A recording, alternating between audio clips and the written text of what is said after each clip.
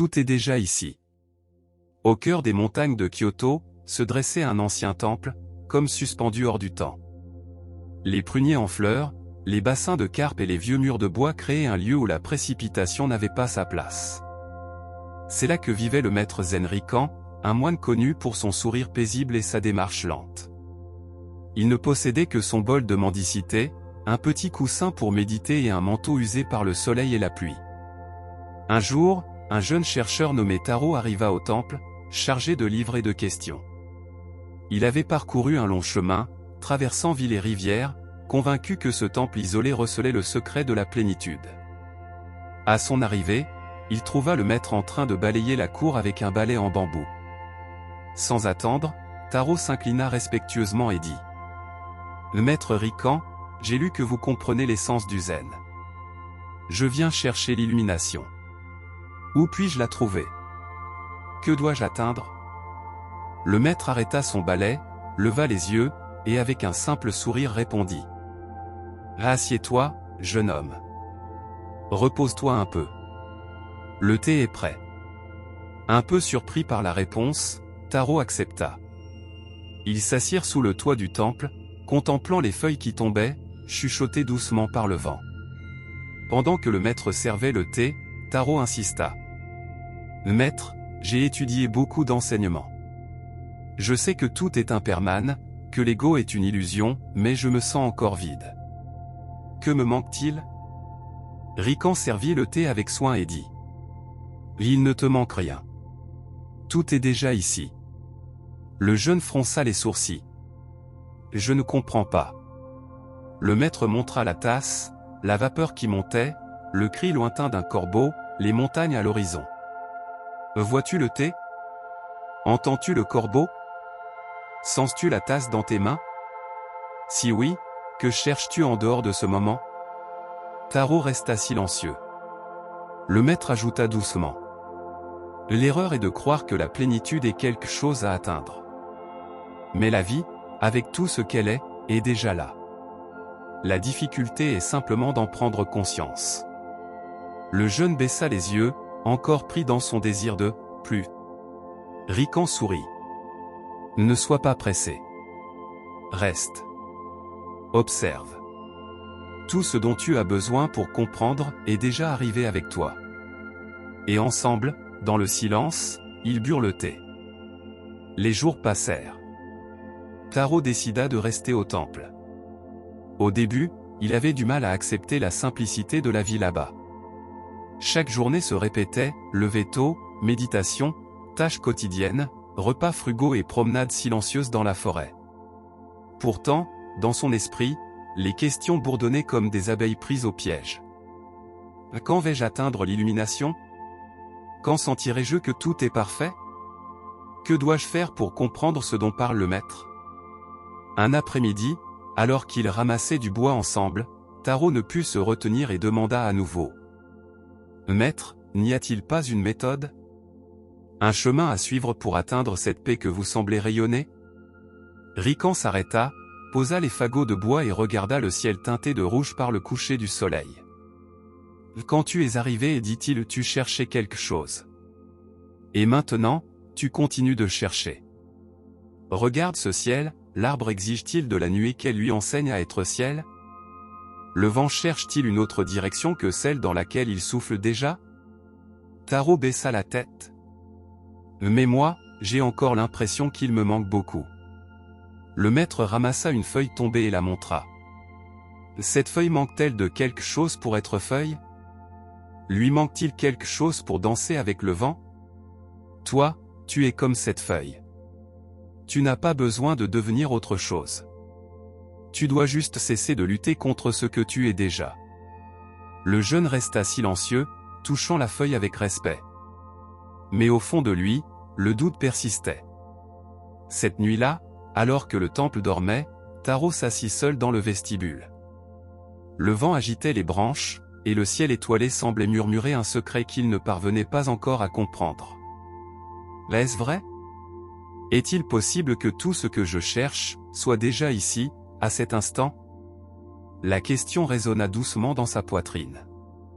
Pour la première fois, au lieu de chercher une réponse, il se contenta de la laisser être. La première lueur de compréhension, comme une brise légère, commençait à caresser son esprit agité. Le lendemain matin, le chant des oiseaux réveilla Taro avant l'aube. Il ressentit une impulsion nouvelle et, au lieu de rejoindre les autres moines dans le zendo, il décida de marcher seul vers la forêt qui entourait le temple. L'air était frais, chargé du parfum de la terre humide. À chaque pas sur le tapis de feuilles mortes, un léger craquement se faisait entendre. Pendant un instant, le jeune cessa de penser à sa quête, il marchait simplement, sans but. Arrivé dans une clairière, il s'assit sur une pierre. Il observa le soleil commencer à filtrer à travers les arbres, peignant de dorer les fougères. Il n'y eut ni révélation, ni vision. Juste l'instant. Le chant d'un rouge-gorge, le murmure du vent, sa respiration. C'est alors qu'il comprit quelque chose de simple, en ce moment précis, il ne manquait de rien. Il n'attendait rien. Il était là, complet, avec tout ce qu'il était.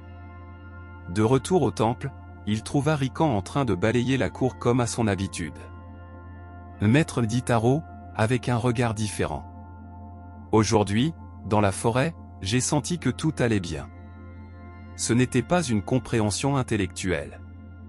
C'était comme si l'instant se suffisait à lui-même. Et pendant un moment, je n'ai rien eu besoin de chercher. Rikan sourit. C'est ça. C'est quand tu arrêtes de chercher que tu commences à voir. Il ne s'agit pas de renoncer à la recherche, mais de lâcher l'idée que la plénitude est ailleurs.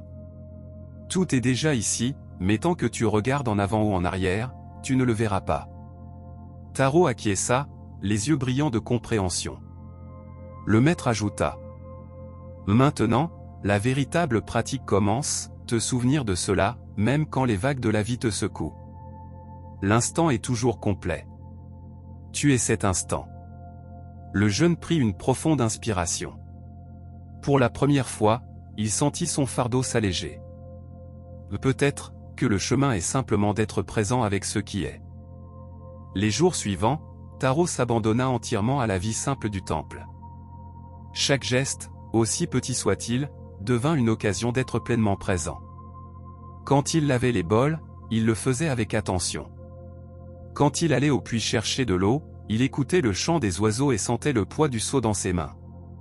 Quand il mangeait du riz chaud, il savourait chaque grain sans hâte. L'anxiété qui l'avait accompagné si longtemps commença à se dissiper, comme la brume qui se retire devant le soleil.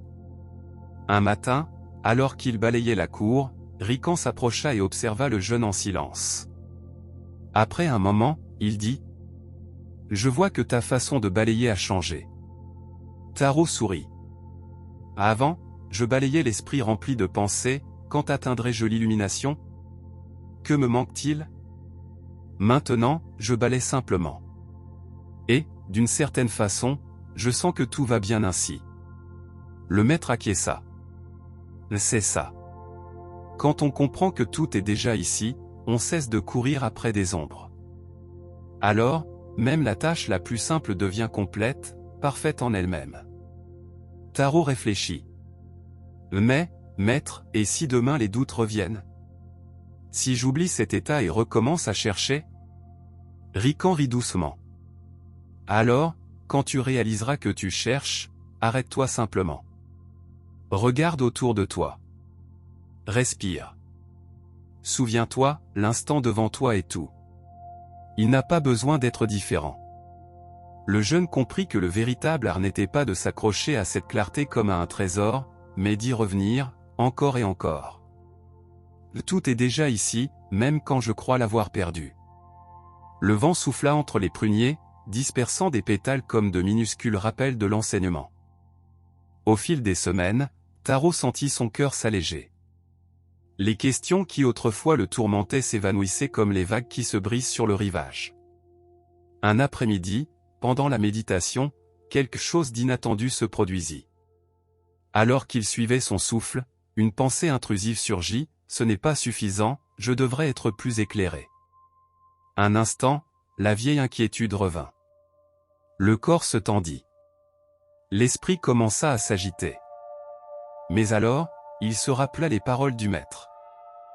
Quand tu réalises que tu cherches, arrête-toi. Regarde autour de toi. Respire. Il fit ainsi. Il ouvrit lentement les yeux. Devant lui, la lumière du soleil jouait sur les veines du vieux plancher en bois. Le chant des grillons emplissait l'air. Sa propre respiration était un doux va-et-vient. Cela ne suffit-il pas? Tout n'est-il pas déjà ici? Il sourit. Le désir s'évapora comme le givre au lever du jour. Plus tard, il partagea son expérience avec Rican. Le maître, après l'avoir écouté, dit: Voilà l'esprit humain, toujours en train d'ajouter, toujours à désirer davantage. Mais quand tu le vois faire cela, tu es déjà éveillé. Tu n'as pas besoin que l'esprit soit parfait. Il suffit de te souvenir que la vie est déjà complète à chaque instant. Taro acquiesça, comprenant plus profondément qu'avant. Même le désir fait aussi partie de tout. Il n'est pas un ennemi. Cette nuit-là, contemplant la pleine lune, il comprit qu'il n'y avait rien à atteindre. Le moment présent contenait toute la beauté que son cœur pouvait porter. Tout est déjà ici. Les jours glissaient doucement. L'hiver se faisait sentir dans l'air. Les pruniers n'avaient plus de fleurs, mais leurs branches nues semblaient pointer le ciel avec une élégance silencieuse. Taro poursuivait sa pratique quotidienne, mais chaque instant demandait désormais moins d'efforts et plus de présence. Un matin, de retour de la forêt avec du bois, il trouva Rican contemplant une flaque d'eau gelée. Sans un mot, il s'assit à côté du maître. Après un long silence, Rican demanda: Vois-tu la glace?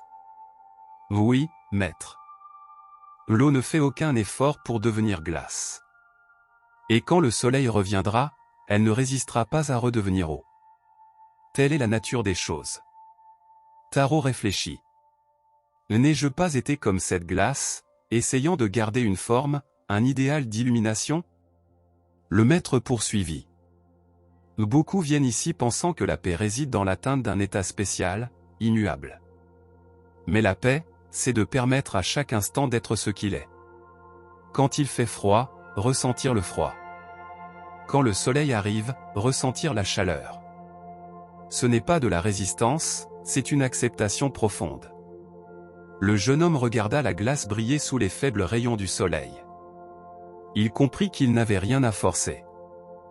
Tout est déjà ici, même le changement lui-même. Ce soir-là, en fendant le bois, chaque coup résonnait comme un rappel, il n'y a pas de but, seulement le présent qui se déploie instant après instant. Ce coup de hache est complet. Ce soupir est complet. Cette vie est complète telle qu'elle est.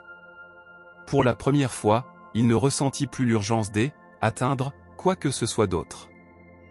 Avec l'arrivée de l'hiver, le temple s'est couvert d'une fine couche de neige.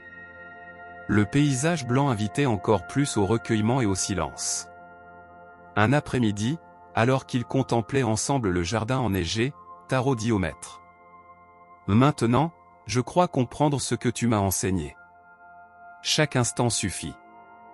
Je n'ai plus besoin de chercher. Mais, comment vivre cela dans le monde? Comment faire cela hors du temple?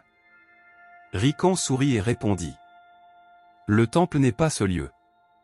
Le temple, c'est la conscience avec laquelle tu habites chaque instant. Tu peux porter ce temple avec toi où que tu ailles.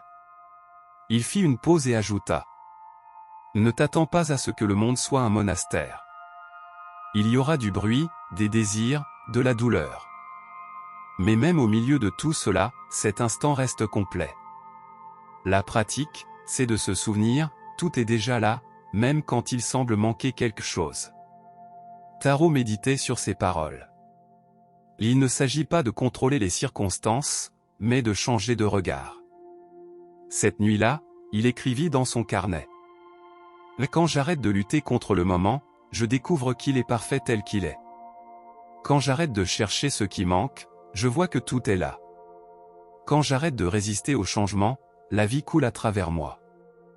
Il s'endormit en paix, sachant que la véritable pratique ne s'arrête pas, mais se déploie à chaque nouvelle aube.